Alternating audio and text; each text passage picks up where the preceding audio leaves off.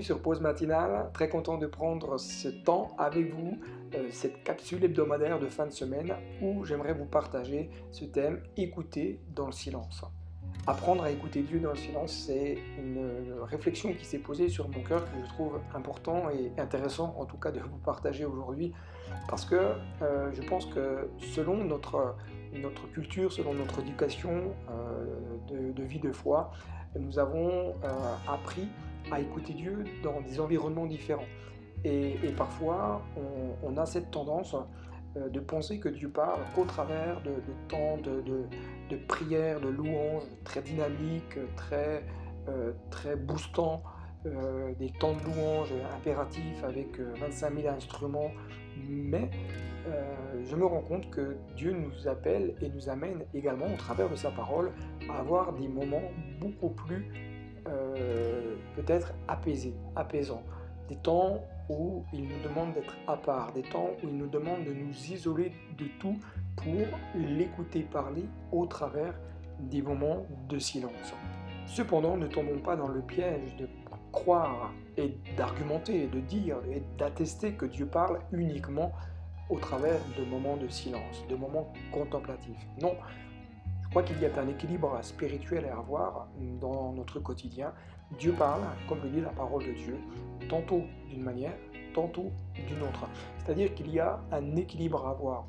Je crois que Dieu parle au travers de temps de louange très dynamiques, au travers de temps d'adoration très profonds, au travers de la parole de Dieu, au travers des dons spirituels, au travers de discussions avec un frère, avec une sœur de l'Église, au travers des circonstances, au travers des épreuves de la vie. Dieu parle par différents moyens. Simplement, c'est à nous d'avoir cet équilibre et de ne pas enfermer en quelque sorte Dieu dans une manière de penser, une manière de faire, en lui disant, voilà, tu dois me parler uniquement de cette manière-là.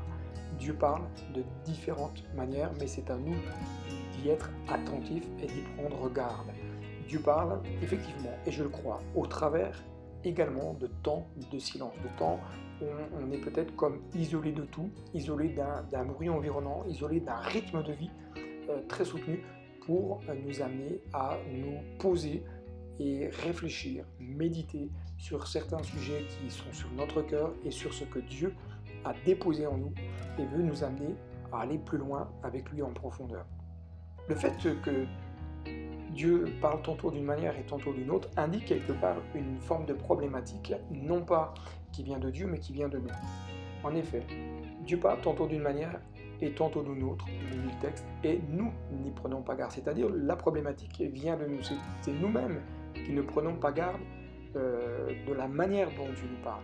Et parfois, nous n'entendons pas la voix de Dieu, premièrement parce que nous sommes plus captivés par ce qui nous entoure que par la voix même de Dieu.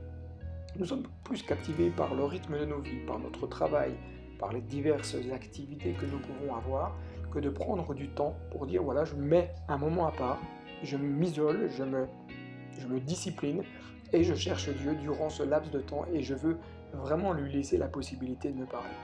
Nous n'entendons pas Dieu nous parler, deuxièmement, lorsque nous rejetons les autres façons de Dieu pour nous parler. Lorsque nous pensons que Dieu parle uniquement que d'une manière. C'est dommage parce qu'on se rend compte que Dieu parle aux uns et aux autres de façon différente et selon les saisons par lesquelles nous passons, également Dieu va venir déposer dans notre cœur, Dieu va venir nous toucher de manière différente. Simplement à nous d'ouvrir quelque part le spectre de notre acceptation et de notre compréhension à la manière de faire de Dieu et la manière dont lui veut se révéler dans notre vie. Troisièmement, ce qui nous empêche d'entendre la voix de Dieu, c'est que parfois nous ne prenons pas le temps d'écouter Dieu. Nous sommes comme je le disais tout à l'heure, dans des rythmes très soutenus. Et je disais cela à Dieu dernièrement. Je disais, Seigneur, aide-moi à me couper parfois du rythme effréné de ma journée pour prendre un moment avec toi, à bien démarrer ma journée, même si je sais que j'ai plein de choses à faire, plein de choses à gérer. Je veux d'abord chercher ton royaume et ta justice. Je veux d'abord chercher ton cœur. Je veux d'abord me tenir devant toi et je crois que c'est toi qui vas m'aider à gérer mon planning, ma journée et les différents projets que j'ai à mener. Chaque jour, Dieu veut parler.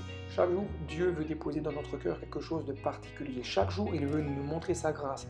Il veut nous révéler sa grandeur. Il veut nous révéler les projets qu'il a pour chacun et chacune d'entre nous. Et c'est pour cela que je voudrais juste vous inviter, peut-être après cette capsule ou à un moment donné de votre journée, de prendre ce temps pour faire une pause. Peut-être d'aller même en pleine nature, dans un bois, au bord d'un chemin, au bord de l'eau. Prendre un temps pour écouter Dieu, un temps pour lui dire, bah voilà, je suis là, qu'est-ce que tu veux me dire? Le roi David va dire à son fils Salomon, quant à toi, Salomon, mon fils, connais le Dieu de ton père et sers-le avec un cœur sans réserve et un esprit bien disposé. Car l'Éternel examine tous les cœurs et discerne toutes leurs intentions. Si tu le cherches, et il se laissera trouver par toi, mais si tu l'abandonnes, il te rejettera pour toujours. L'exhortation que David adresse à Salomon est valable pour nous encore aujourd'hui. C'est comme si le roi David nous encourageait, nous exhortait à apprendre à connaître Dieu, apprendre à comprendre qui il est, apprendre à comprendre la manière dont il veut agir, la manière dont il veut œuvrer dans notre vie, dans la vie de nos enfants, de nos familles, de nos voisins, apprendre à comprendre les plans et les projets qu'il a pour nous. Deuxièmement, David nous encourage à apprendre à le servir avec un cœur sans réserve, avec un cœur entier, avec un cœur disposé pour que le nom de Dieu soit glorifié.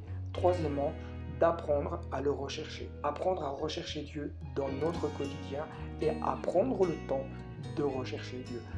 Laissez parfois vos activités qui vous surpassent, qui vous dépassent, faites une pause, prenez le temps de chercher Dieu et vous verrez Dieu vous aider dans vos activités. Et David termine par ceci, il se laissera trouver par toi. Plus on cherche Dieu, plus on le découvre et plus on comprend ce qu'il désire pour notre vie. Et plus qu'on le découvre, on le laisse davantage œuvrer dans notre cœur et c'est lui qui nous amène de progrès en progrès, c'est lui qui nous amène dans l'épanouissement. Que Dieu vous bénisse et je vous dis à très bientôt sur Pause Matinale. Si vous n'êtes pas abonné, n'hésitez pas à vous abonner et à activer la clochette pour être alerté des prochaines vidéos qui seront mises en ligne. Si vous avez aimé cette vidéo, n'hésitez pas à mettre un pouce en l'air de façon à ce que cette vidéo soit proposée le plus largement possible. Également, partagez cette vidéo autour de vous, à vos amis, à vos contacts et laissez un commentaire en bas de cette capsule. Que Dieu vous bénisse et à très bientôt.